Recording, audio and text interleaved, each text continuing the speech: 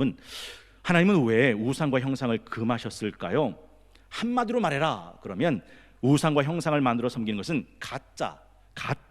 가짜이기 때문입니다. 우상이라는 단어는요, 신을 예배하기 위해 사람들이 만든 신상을 말하고, 형상이라는 말은 눈에 보이지 않는 것을, 눈에 보이는 외적인 형태를 갖춘 상을 말한다라는 거죠. 여러분, 보이지 않는 하나님을 보이는 형상으로, 우상으로 만드는 것은 하나님을 허상으로 만드는 것이고 하나님을 허수아비로 만드는 것이다 라는 거죠. 신명기 4장 12절에 보면 여호와께서 불길 중에서 너에게 말씀하시되 음성뿐이므로 너희가 그 말소리만 듣고 형상은 보지 못하였느니라 라고 말씀합니다. 하나님이 십계명을 줄 때 분명히 똑똑히 하신 것은 불 가운데 말씀으로, 음성으로만 드러내셨지 눈에 보이는 형상으로 이스라엘 백성에게 나타내 보이신 적이 없다라는 말씀이죠. 사실요, 눈에 보이는 우상과 형상은 보이면 그럴싸하지만 실제로는 아무것도 아닌 허상입니다. 제가 1부 때 이걸 이렇게 설명해 드렸어요. 사막을 건널 때 많은 사막의 순례자들이 빠지는 함정 중에 하나가 신기루입니다. 여러분, 신기루 아실 거예요. 그 사막의 뜨거운 뙤약볕의 빛의 굴절 현상으로 실제는 없는데 실제처럼 보이는 허상이 생깁니다. 그래서 사람들은 거기가 신기루가 오아시스인 줄 알고 그 신기루를 찾아가다가 결국은 사막을 건너지 못하고 사막에서 죽게 된다라는 거죠. 똑같아요. 인생을 살아갈 때 우상에 빠지면 진리나 영생이나 구원에 이르지 못하고 결국 허망하게 죽게 된다라는 겁니다. 로마서 1장 21절 23절 말씀, 우리 스크린 보시고 다 함께 한 목소리로 합독하겠습니다. 시작. 하나님을 알되 하나님을 영화롭게도 아니하며 감사하지도 아니하고 오히려 그 생각이 허망하여지며 미련한 마음이 어두워졌나니 스스로 지혜 있다 하나 어리석게 되어 썩어지지 아니하는 하나님의 영광을 썩어질 사람과 새와 짐승과 기어다니는 동물 모양의 우상으로 바꾸었느니라 라고 말씀하죠. 여러분, 하나님께서 우상과 형상을 만들어 섬기는 것을 금하신 이유가 뭡니까? 우리 눈에 보일 때는 그럴싸하게 보이지만 실제가 아닌 가짜이기 때문에 그렇다라는 거죠. 두 번째 질문으로 들어가 보겠습니다. 우상과 형상을 만들어 섬기는 신앙 속에 들어있는 의도는 무엇입니까? 사실요, 옛날에 과거에는 실제로 돌을 가지고 나무를 가지고 금 은동을 깎고 새기고 부어 만든 우상과 형상들을 가지고 섬겼습니다. 물론 현대에도 그렇지 않은 건 아닌데, 현재에는 실제 돌, 나무, 금은동이 아니라 지극히 개인적인 생각이나 바람이나 욕망을 가지고 자기가 만든 신을 가지고 섬기는 우상 숭배가 번영한다라는 사실이죠. 여러분, 심리학 용어 중에 투사라는 말이 있습니다. 투사가 어떤 말일까요? 개인이 가진 자신의 감정, 욕구, 생각 등을 다른 대상에게 돌리는 방식으로 외부 대상에 반영시키는 겁니다. 제가 1부 때 이걸 이렇게 설명해 드렸어요. 요즘 애완견을 기를 때 그냥 멀쩡히 기르는 사람은 별로 없어요. 꼭 거기다가 옷을 입힙니다. 혹시 이런 강아지 보신 적 있어요? 가죽 점퍼를 입었어요. 이런 강아지 보신 적 있어요? 얼굴에, 눈에는 고글을, 큰 안경, 그 스키를 타거나 오토바이를 탈 때 쓰는 큰 고글을 썼어요. 그리고 헬멧까지 썼어요. 그리고 오토바이 앞에다가 발을 걸쳐놓고 뒤에 자기 주인이 오토바이를 타고 운전하는 그 모양이에요. 여러분, 그 개가 가죽 잠바 입고 싶었을까요? 그 개가 고글을 쓰고 싶었을까요? 헬멧을 쓰고 싶었을까요? 그 오토바이 타고 싶었을까요? 그런데 왜 그 강아지는 가죽 점퍼를 입고 고글을 쓰고 헬멧 쓰고 오토바이를 타는 라이더로 그렇게 돼 있냐는 거죠. 그건 오토바이를 타는 주인이 자기가 기르는 개한테 뭐 한 거예요? 투사시킨 거예요.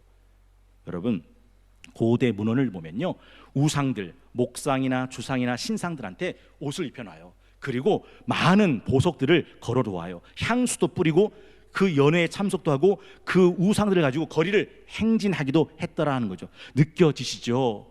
인간의 마음을 반려견에게 투사시키는 것처럼 인간의 마음을 목상, 주상, 신상, 형상, 우상들에게 반영시키는 투사 심리다라는 것이죠. 여러분, 이게 꼭 보여지는 목상이나 신상이나 금상에만 해당되는 거 아니에요. 오늘날 자신이 믿고 싶은 생각들을 하나님은 이런 분이야, 하나님은 이러실 거야, 하나님은 이러시는 게 분명해 라고 자기 생각을 투사해서 자기가 만든 하나님을 섬기는 사람들이 굉장히 많습니다. 강하고 싶고 생육하고 부유하고 풍성하고 용맹하고 안전하고 번영하고 싶은 욕망을 자기가 믿는 신에다가 투사시켜 버리는 거죠. 신명기 4장 15절, 여호와께서 호렙산 불길 중에서 너에게 말씀하시던 날에 너희가 어떤 형상도 보지 못했은즉 너희는 깊이 삼가라. 그리하여 스스로 부패하여 자기를 위해 어떤 형태로든지 형상으로든지 우상을 새겨 만들지 말라. 남자의 형상이든지 여자의 형상이든지 땅 위에 있는 어떤 짐승의 형상이든지 하늘을 나는 날개 가진 어떤 새의 형상이든지 땅 위에 기는 어떤 곤충의 형상이든지 땅 아래 물속에는 어떤 어족의 형상이든지 만들지 마라. 또 그리하여 네가 하늘을 향하여 눈을 들어 해, 달, 별들 하늘 위의 모든 천체 곧 너희의 하나님 여호와께서 천하 만민을 위하여 배정하신 것을 보고 미혹해서 그것에 경배하여 섬기지 말라라고 말씀하셨습니다. 아까도 말씀드린 것처럼 눈에 보이는 형상을 넘어서 사실 굉장히 많은 사람들이 마음으로 자기 생각을 투사시킨 신들을 많이 만들어가요. 칼빈 기독교 강연 나오신 분은 도전 받으셨죠? 한 번 구원은 영원한 구원인가, 한 번 구원은 영원하지 않고 구원에서 탈락된다 라고 주장하는 주장이 팽팽하게 맞섭니다. 그런데 이 양자 모두가 하나님의 이름을 들먹거리면서 한 번 받은 구원은 영원하다 라고 말하고, 아니 한 번 받은 구원은 영원하지 않고 중도에 탈락된다 라고 말을 합니다. 여러분 어떻게 생각하십니까? 동성애는 죄다.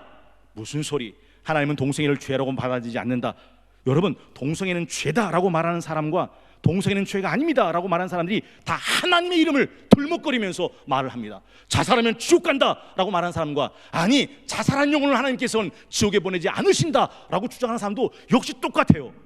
모든 종교는 다 똑같다.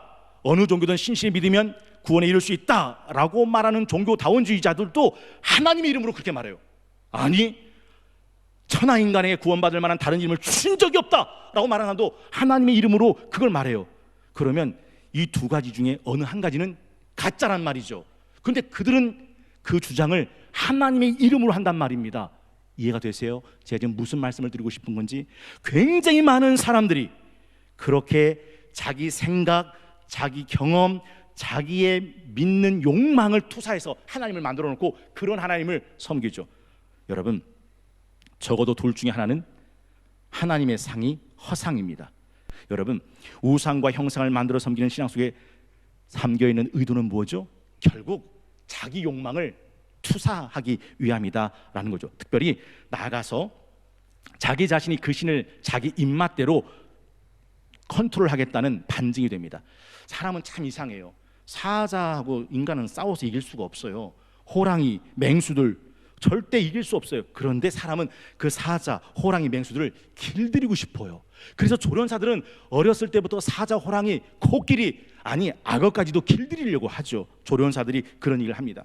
특별히 옛날에는 동물원이나 서커스 때 동물들을 다루는 것을 즐겨했지만 요즘은 많이 발달해서 이런 것을 동물 학대라고 말하죠. 저도 서울 대공원에서 돌고래 쇼를 본 적이 있습니다. 야, 그 사람 수신호를 따라서 그 돌고래들이 재주를 부리는데 어우 신기해요. 근데 어떤 일이 일어났습니까? 이건 돌고래 학대다. 그래서 그 돌고래를 제주 앞바다로 풀어줬더라라는 거죠. 여러분, 제가 지금 무슨 말씀을 드리고 싶은지 느낌이 오시죠? 사람이 왜 신전을 만드는지 아세요?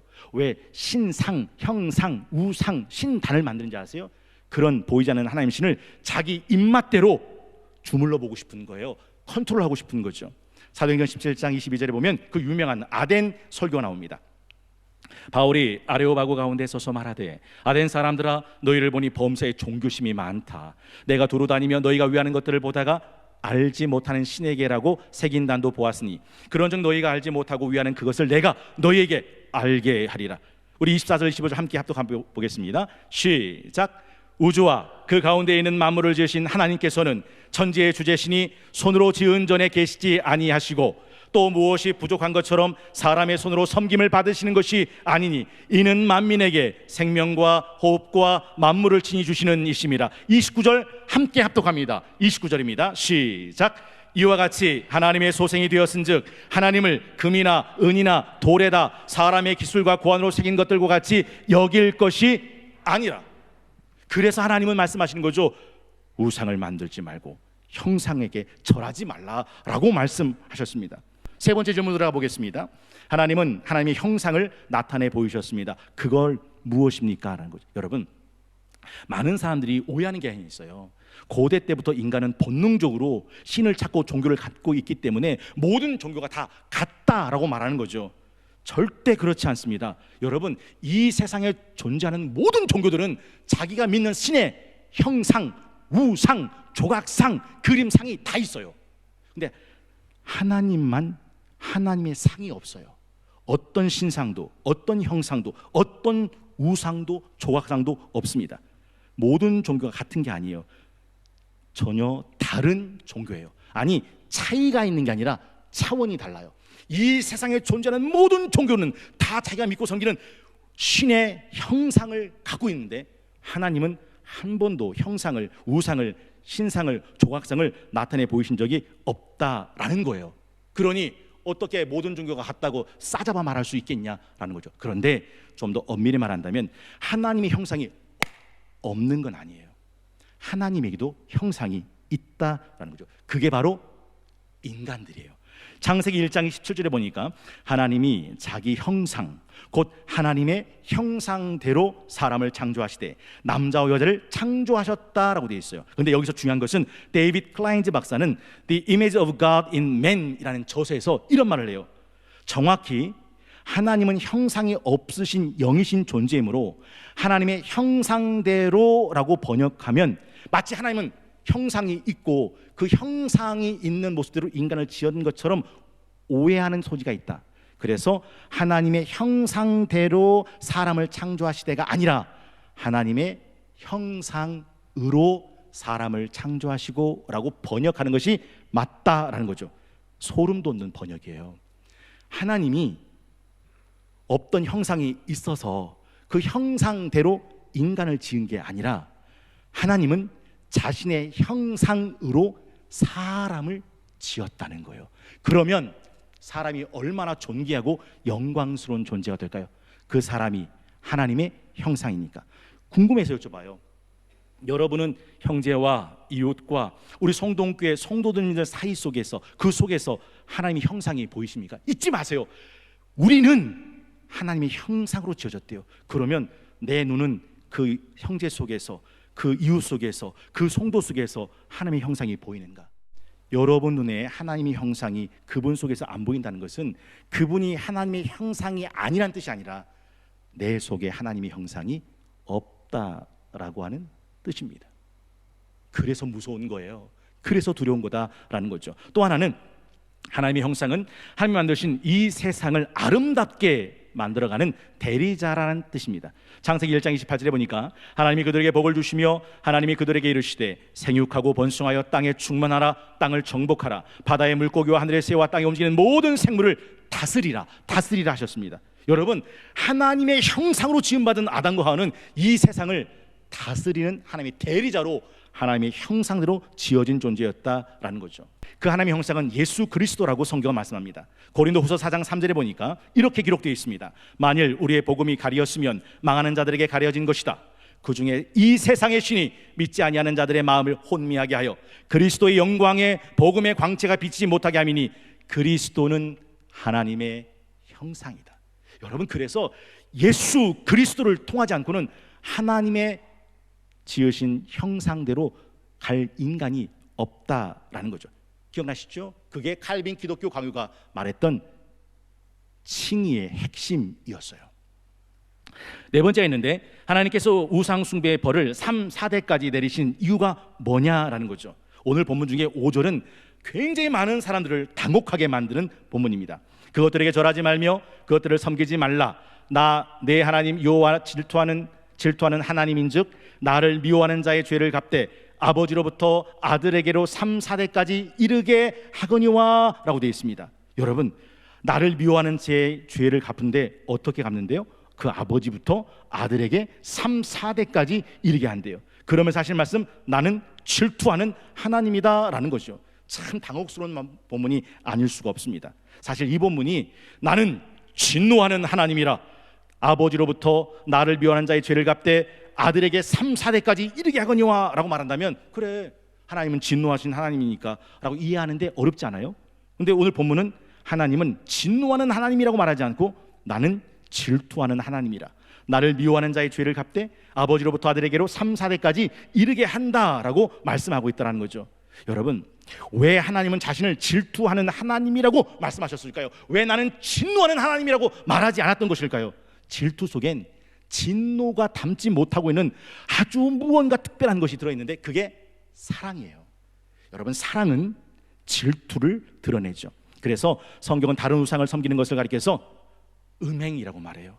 간음이라고 말해요. 아니, 내가 다른 신에 가서 다른 신전에서 다른 신상에게 절했을 뿐인데 하나님은 간음이라고, 음행이라고, 음란하다고 말하죠. 여러분, 출애굽기 34장 13절에서부터 17절까지 스크린 보시고 함께 한 몫으로 합독하기 원합니다. 출애굽기 34장 13절에서 17절입니다. 함께 합독합니다. 시작. 너희는 도리어 그들의 제단들을 헐고 그들의 주상을 깨뜨리고 그들의 아세아상을 찍어쳐다. 너는 다른 신에게 절하지 말라. 여호와는 질투라 이름하는 질투의 하나님이니라. 너는 삼가 그 땅의 주민과 언약을 세우지 말지니 이는 그들이 모든 신을 음란하게 섬기며 그들의 신들에게 제물을 드리고 너를 청하면 내가 그 제물을 먹을까 함이며 또 내가 그들의 딸들을 내 아들들의 아내로 삼음으로 그들의 딸들이 그들의 신들을 음란하게 섬기며 내 아들에게 그들의 신들을 음란하게 섬기게 할까 함이니라. 너는 신상들을 부어 만들지 말지니라. 다른 신에게 찾아가서 다른 신전에서 다른 신상에게 엎드려 절하며 섬긴다고 하는 게 뭐라고요? 음행이라고, 간음이라고, 음란한 짓이라고. 왜요? 난 진노하는 하나님이 아니라 질투하는 하나님이라고. 그 질투 속엔 뭐가 있다고요? 사랑이 있다고. 그런데 아버지의 죄를 그 아들 3, 4대까지 물으신다는 게 도대체 무슨 말이냐? 에이, 목사님, 하나님이 공산당입니까? 연자제로 왜 싸그리 처벌하시는 겁니까? 그러면서도 하나님이 공의로운 하나님이라고 말할 수 있는 겁니까? 라고 말하기도 하죠. 또 어떤 이들은 이 본문에서 강하게 흐르는 저주를 끊으라 라고 하는 정말 비성경적인 주장을 하는 분들도 있습니다. 이건 다 자기 입맛대로 말씀을 변개시키는 것에 지나지 않습니다. 잊지 마십시오. 신명기 24장 16절에 보면 하나님은 분명히 하나님의 공의를 이렇게 드러내셨습니다. 신명기 24장 16절, 아버지는 그 자식들로 말미암아 죽임을 당하지 않을 것이다. 자식들은 그 아버지로 말미암아 죽임을 당하지 않을 것이다. 각 사람은 자기 죄로 말미암아 죽임을 당할 뿐이다. 이게 하나님의 공의입니다. 아니, 목사님, 오늘 본문에 보니까 나를 미워하는 자의 죄를 갚되 그 아버지로부터 아들 3, 4대까지 멸하게 하신다고 하는 말씀은 도대체 무슨 말입니까? 라는 거죠. 그래서 제가 그걸 설명해 드리려고 하는 거예요. 이 말은 우상 숭배가 그리 단순한 문제가 아니라는 거예요. 하나님 쪽에서는 아주 심각한 문제죠. 이건 엄청난 겁니다. 우리는 아니, 다른 신전 앞에서 다른 신상한테 엎드려 절하고 섬기는 게 뭐 그리 대수냐고, 그래서 뭐 3, 4대가 멸족시킬 만큼 그게 엄청난 죄냐고 이렇게 반문하겠지만, 우상 숭배라는 게 하나님 입장에선 이렇게 무지막지한 죄다라는 것이고, 두 번째는요, 사회적인 분위기로 말하면 이건 굉장히 심각한 의미를 가져요. 여러분, 가끔 식당에 이런 걸 보신 적 있어요? 속이면 4대가 망합니다. 보신 적 있으세요? 식당 가보면 그 식당 주인이 써놨어요. 주방 앞에 속이면 4대가 망합니다. 그 말은 무슨 말이에요? 절대 속이지 않고 정직하게 장사하겠다라는 사훈을 담은 거죠. 이건 신앙은 이런 심각한 문제다라는 거죠. 마지막 다섯 번째가 있는데, 하나님께서 참된 예배자에게 약속하신 복은 무엇입니까? 라는 거죠. 여러분, 참된 예배자에게 약속하신 복이 뭐죠?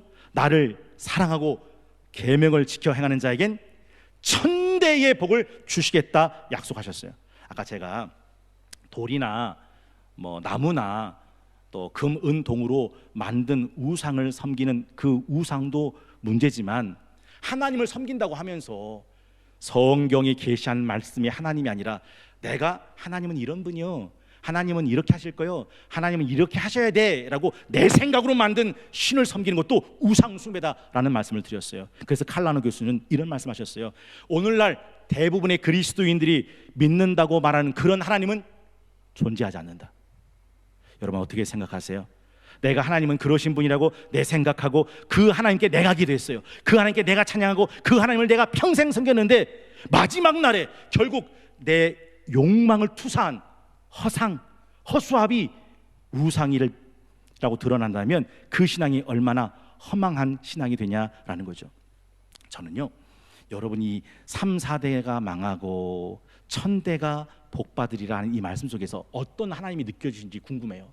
여러분, 3, 4대만 망한다라는 말은 네가 하나님 아닌 다른 신을 섬기거나 하나님을 우상 숭배했을 때 네가 그 우상 숭배의 벌이 어디까지로 끝난다는 뜻이에요.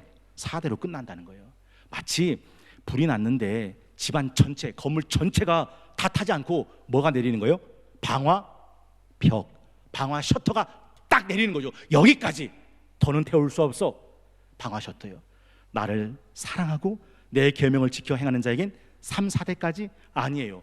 1000대까지 그 복이 흘러가게 하신다라는 말은 마치 연못에 돌멩이를 퐁당하고 던지면 동심원이 퍼져서 연못 가장자리까지 다 퍼지고 나는 그 동심원처럼 하나님의 축복을 번져가게 하시는 하나님의 마음이 느껴지시냐라는 거예요.